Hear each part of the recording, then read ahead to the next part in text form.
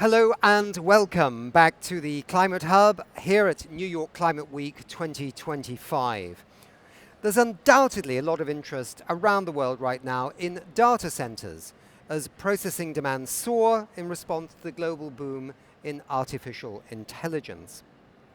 Supporters of AI underline often that it can revolutionize society in positive ways, perhaps even help humanity deal with climate change. And indeed, the head of the UN Climate Change Treaty in The Guardian this week said if we can manage the risks of AI, we can probably do a lot to fast forward action on climate change. But other people are more concerned with the fact that here and now, these massive data centers can consume very substantial amounts of energy. And a large part of all that energy also is needed to cool these machines. So the question on the lips of many people is, can the rapid growth of AI be done in such a way that does not undermine efforts to combat climate change? And can AI grow in ways that do not overstress other precious environmental assets? I'm thinking about healthy and sustainable water systems. To discuss these timely, important and complex issues, I'm joined by three super guests with intimate private sector knowledge of how industry can and is responding to these challenges. We have Andrea Haag. Okay, my Swedish is not the best, but I'm trying my best. Is the Vice President of Sustainability at the Munters Group, a global player in the area of climate control systems and solutions. We're also joined by Keith Dunavant. He is Vice President, Offer Strategy and Portfolio Management, Munters Data Center Technologies. Hello. And he's also a fellow of the American Society of Heating, Refrigerating and Air Conditioning Engineers. And last but not least, we've got Phil Lawson-Shanks. He's Chief Innovation Officer, Aligned Data Centers, and a 35-year plus veteran of the digital infrastructure industry. He also serves on the boards of the Neutrality Data Centers, the Green Building Initiative, the Clean Energy Buyers Association, and the Nomad Futurist Foundation. I won't ask you about that. I did look it up, so I know what it is. And we just want to welcome everybody to the show. Thank you. Thank you. Okay, Phil, I'm going to start with you first. Can you briefly tell the viewers what your company does and how it fits into today's discussion? Absolutely. So we are a design, build, operator of hyperscale data center platforms. We build the most sustainable data center platform that's possible to be built in the wholesale market space. Because of some particular cooling technologies, we've become very attractive to that high-density compute marketplace. So with our partnerships with Munters, we have some very interesting technologies that enable us to cool this incredible rate of capacity that we're seeing. If you think about how data centers used to be, the racks that you see within the halls, they were about 3 kilowatts per cabinet. We were able to cool up to 50 kilowatts a cabinet with just air. Now we're seeing the need to go to 120, 300, 600, up to a megawatt and beyond. Okay. We're going to dive a bit more into that, actually, because that's fascinating and quite complex too. So, but I think we also want to ask you this other question, and that's about this boom in data centers, because lots of people are talking about it all around the world. How big is this growth, and what is fueling it? Is it AI, or is it, in addition, other things? Are we just needing more processing capacity, even if there wasn't AI? Sure. I think if you go back to COVID, for example, the growth rate of data centers were fairly stable.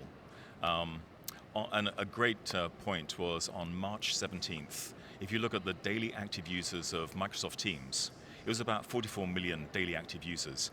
19 days later, when everybody went home, that was up to 77 million daily active users. So we saw a tremendous growth curve there, just to accommodate everybody working remotely.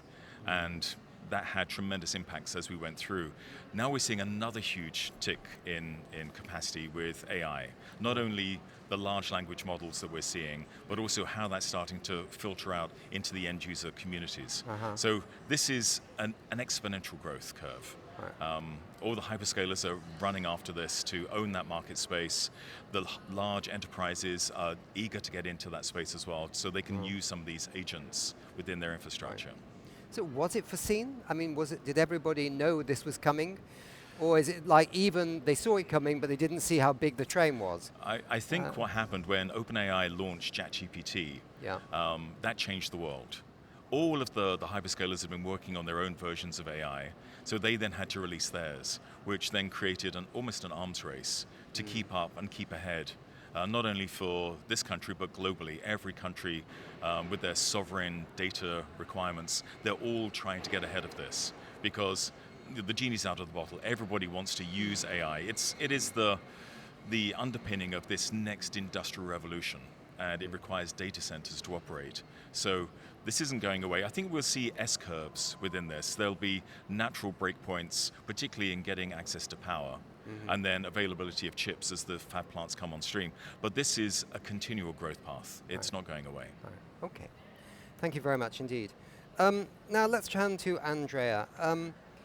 Again, just briefly, for the audience, Munters, what is your involvement in the whole data center story? Yeah, so maybe starting off with what Munters is at all. Who are we? So very briefly, we're a global manufacturing company that focuses very much on providing the right temperature and humidity in mission critical production. And one of the parts is cooling the data centers. We have a global footprint of 5,000 employees in more than 30 countries. And of course, data centers is one big part of that. Right. And those staff are now being deployed much more on the data center front, perhaps, than they were 10 years ago. Yes, absolutely. Sure. We see a tremendous growth, and alluding to what Phil just said, I mean, we try to keep up on that pace as well. So we have 5 years on this planet, according to the science, to actually halve global greenhouse gas emissions, to have a 50-50 chance of hitting net zero by 2050 and at least saving most of what we call wonderful planet Earth, right? So this is a really critical moment where suddenly AI has come into it and kind of scrambled some of the plans. Sometimes you get political scrambling as well, but this is a new challenge. You as a company have really been rising to the challenge of climate action, climate change, and so tell us about the climate implications of these data centers and also how this fits into your company's new and ambitious climate goals. Yeah, so then again, taking a step back, looking at our entire business and trying to couple business and sustainability, we mapped all our emissions throughout the value chain, and we can see that no matter is it data centers or other applications, 99.97% of the carbon dioxide emissions or greenhouse gas emissions are in the product use phase. So we're looking at products that live for 15, maybe 20 years, and actually emitting a lot of carbon dioxide during the use phase. This is part of our ambitions to halve our emissions between 2023 and 2030, to align with the Paris Agreement's 1.5 degrees scenario. And in this, data centers are a great deal, of course, together with the rest of our business areas. So you can also help. You can help yourselves to achieve your targets, but you can help a lot of other industries and businesses to actually maybe achieve some targets they may well have on climate change by your technology in the data centers, etc. Absolutely, and I would say that we are very committed to halving our climate footprint towards 2030, but still actually doubling in size. And I think that is also very much connected to the data centers, because we need to work with the energy efficiency, with the renewable fuels of our customers, and also rely very much on stated policy globally. Thanks, Andrea. Let's go to Keith now. Can you maybe talk to us a little bit, and by inference the people watching this, can you talk through in a bit more detail what kind of technologies you are deploying to, in a sense, help at least green to a certain extent the data centers, rather than not being green at all? Sure. Our role at Munters is to figure out how do we reject the heat that's liberated from all these servers most efficiently. For every watt of electricity that's consumed by the compute, there's a watt of heat that's liberated. So that's a lot of heat that has to be rejected from the building. And so we started out looking at package systems that used forms of evaporative cooling, where water was actually evaporated to enhance the efficiency. And while those systems are still being deployed to some degree, they're on a decline because of the high consumption of water and the desire to become waterless. And therefore, and also due to the scale of the amount of heat that needs to be rejected, packaged units were no longer practical. The amount of air that had to be removed for air cooling resulted in massive ductwork and so forth. So we've reverted to what's referred to as a split system. That has a heat absorption component that's in the space and a heat rejection element that's typically on the roof or around the perimeter of the building. And so for split systems, we approach it in two different ways. We have a chilled water-based infrastructure, and when I say chilled water, that's a water circulating in a closed loop. There's no water evaporated. And that can be used to either cool air or liquid. So more and more of the data centers today, the high performance compute is required to be liquid cooled due to the high heat flux out of each of these GPUs or CPUs. So we are manufacturing from the beginning chillers that are external, that actually reject the heat, and they're super efficient. They use circular condenser coils to maximize the amount of heat rejection per square foot of actual unit. And they have something called a cascade evaporator that allows us to most efficiently do the heat rejection. That's then, after the heat is removed and the chilled water goes down into the space, it's connected to either chilled water crawl unit, computer room air handlers that circulate warm air, remove the heat, and deliver it at room neutral condition, or something called a coolant distribution unit that has the liquid circulating to the servers in connecting to the cold plates at the chip level, absorbing the heat, bringing it back to this coolant distribution unit that exchanges the heat from the closed loop chiller plant. Right. So we have the chilled water-based infrastructure, and then finally we have a refrigerant-based infrastructure that's mostly thermosiphon driven. And that can do both air and liquid heat rejection. Right. So I can understand, therefore, you're protecting water supplies because it's a closed loop. How does that create energy? I can say energy saving or energy efficiency, or what is in the system? Because at the moment I can see that you're cooling the data center. That's very important. Otherwise, it goes bang, right? Sorry, that's simplification, but where does the energy benefit come in for the user? For using water? For the data center itself.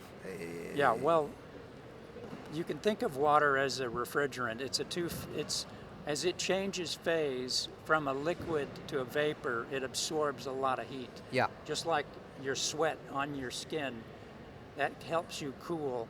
And so when you consume water in the cooling process, it can be more efficient, but it's also not as sustainable because you're using a valuable resource. So most of the data centers today, there's a misnomer that, when you're using ChatGPT or something, that you're consuming a lot of water, which isn't really valid except in No. rare cases. They're all operating dry. They're not evaporating water in most cases today. Right, right, okay. But maybe I could also Yes, add, just from the perspective of cooling differences, if you cool with air or with water, Yeah, maybe we all know, but water leads heat a lot more efficiently than air does. Right. And that is also why it's more efficient to use a liquid cooler Aha. than the air cooler. Okay, I've got it. Good. All right, that explains it. Thank you very much. Let's chat a little bit more about this whole topic, though, now, because oh, by the way, I see that Microsoft was it Microsoft just put a data center in Norway because they had access to hydroelectric, and they also said because it's a bit cool up there, which I suppose is possible. That we could run out of cool places very quickly, couldn't we? So I suppose not everybody can just pile into Norway and blanket Norway with data centers saying job done, you know. So we have to have these technologies to deal with different, ecological conditions in different parts of the world. But interesting, it's very much in the news. So we've heard a lot about the boom in the data centers, and I think I asked whether this was a temporary boom linked with training AI that will eventually slow down somewhat, but I think you made it quite clear that this is not going to be the case, right? This is going to carry on. Yes. So we can't just say job's going to be done in 5 years. It could be, we could all be long gone, up with the invisible choir singing in heaven by the time that we would slow down. So this has to keep moving, absolutely. Yes. Is anybody trying to, look at this, to think about, next steps? Is it being planned? Is there anybody central? Or is it just governments? Or is it the private sector like Microsoft or Google? Is there any vision in how this is going to be planned over time? Or are we missing that a little bit was one thought that came to my mind was, is it a national planning issue? Is that what it is? Or That's an interesting question. I think, and I can only really talk about the Americas. So it's very much commercially driven. Most of the sites that are being chosen today are sites because they have access to power. Power is the gating factor. Right. Availability of power. So as that grows out, we'll see more. But also within that, you're seeing a lot more interaction with the communities. So we're seeing data centers that are being built. Like for example, we took an industrial site in the north of the country in Ohio, a city called Sandusky. Up until very recently, it was producing most of the ball bearings in the world. After the Second World War, this site was put together. But about 20 years ago, that business went offshore. It was cheaper to make those in other countries. So that site had a couple of different lives, but it's been lying derelict for a long time. So we took it over, we cleaned it up, and we're building data centers there. But also we're very active in the community. We're working with the schools and the local communities to bring in internships, to see how we can bring impact into that community, to really engage with them.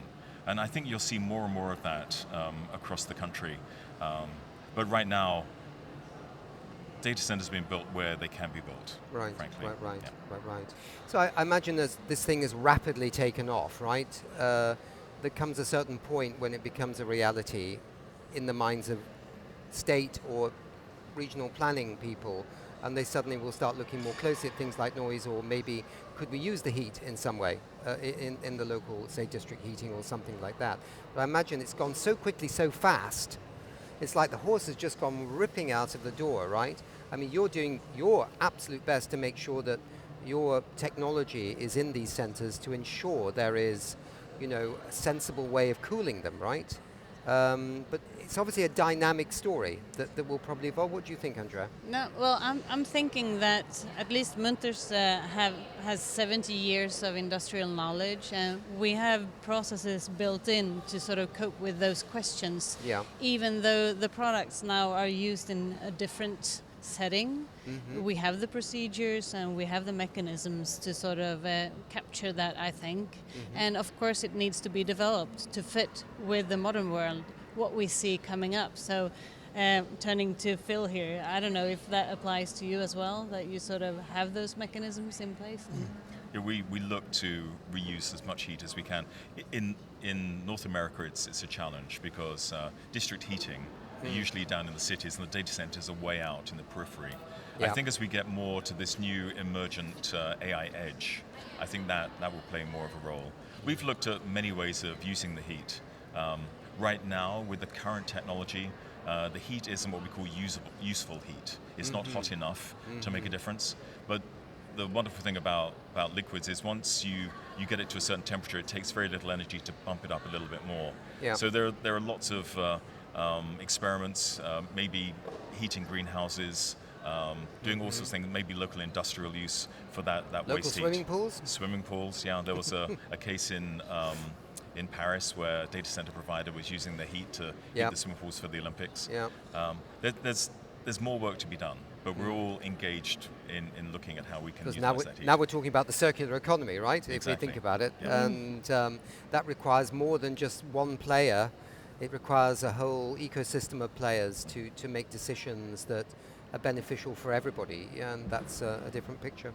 I'm curious that Munters must be learning things from the data center experience, and whether the things that you're learning could be applied to new and different kinds of or improved technologies over time that could be used, say, in other areas instead of data centers. I mean, this planet is getting hotter anyway. We know we have to keep cities a bit cool. People may be suffering from heat strokes and things like that because the city is getting hotter. We need a lot more trees, of course. They're quite useful at cooling cities. I think we can all be in favor of that. But maybe some of the technologies you're dealing with could be applied in the future to other things. Is that possible, or Keith? It's definitely possible. Right now, the focus, though, is purely on the data center heat rejection technologies. I mean, the thermosiphon heat rejection approaches have potential for use in other commercial applications. We haven't gone there yet, but there is that possibility. To talk about compute and what we've learned, I mean, we're actually using AI to make our systems more efficient. Yeah. We've already done that and improved our coil efficiencies. Interesting. And I think that, I mean, on the topic of what we see today, that energy demand increases, that sort of puts the focus very much on energy efficiency again and again and again. And that has been part of our mission the past decades in other applications too. And I mean, we need to apply that for data center cooling as well. So we have. I think we need to wrap up here because it's a conversation that has no end, right? Because it's so vast in its nature. But I mean, we have the next UN Climate Conference coming in Belém in Brazil in November. We don't have time. We'll be there broadcasting live every day for 6 or 7 hours. Oh my God! Of course, there is this UN target, this recent target of tripling of renewable energy and doubling of energy efficiency, and it seems that many governments are behind, quite happy to do this, right? But I would thought that because of the AI and the data center story, there's an even extra urgency in meeting these targets, even maybe before the deadlines that they have set. And so I can imagine there's going to be quite a lot of lobbying in Belém to see even more stepped up action on energy efficiency and renewables because of this additional new challenge we all have. And I don't know what you think, whether it could be a topic for the government. For sure, but I think that looking ahead, I mean, 2030 is just around the corner, and we're running as fast as possible. And I think that if we can just continue on the path of energy efficiency, the use of renewables actually, and also the stated policies going forward, I mean, would those three wishes come true, I would be so happy. I think it's very difficult to push it even harder. You're right, because essentially with energy efficiency, for years governments have been talking about energy efficiency, and it's had little blips up and then it's had little blips back, hasn't it? And for some reason governments can't get around their heads that energy efficiency is so absolutely should be an equal with renewable energy in some ways, because it is the big way of saving energy and money and things like that. But governments, I think they like big wind turbines. I mean, I like big wind turbines too, but energy efficiency is a bit more invisible, isn't it? Yeah, but if you could have some energy efficiency, we have had discussions on several percent, 5, 10, 20, 30%, and then you could convert it into renewables, for instance. That would be more sustainable than just transforming, for instance. So Yeah. No, absolutely. And with our partnership, that's one of the things that we look for, how we can optimize the technology that we have. We're using an AI tool to optimize the cooling function within the buildings, so it responds to the load changes, to the atmospheric changes, and that's all very important. But also, not only for energy, we're very focused on the embodied carbon of our buildings and the infrastructure, so that we can track that, because that whole cycle of embodied carbon, reuse, second, third lives of some of this technology is very important. Yeah, absolutely.